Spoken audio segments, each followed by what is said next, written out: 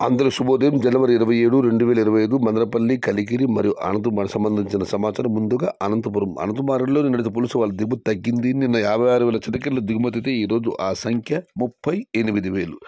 Today Anantapuram market tomato stock 38,000 small boxes. ఇక Kalikiri market విషయానికి వస్తే కలికిరి మార్కెట్ విఐపి మండి అధినేత అక్బర్ గారు ఇచ్చిన సమాచారం మేరకు 180 రూపాయలు చార్పపు ధర, 250 రూపాయలు ముగింపు ధర, టాప్ అండ్ టాప్ 260 రూపాయలు.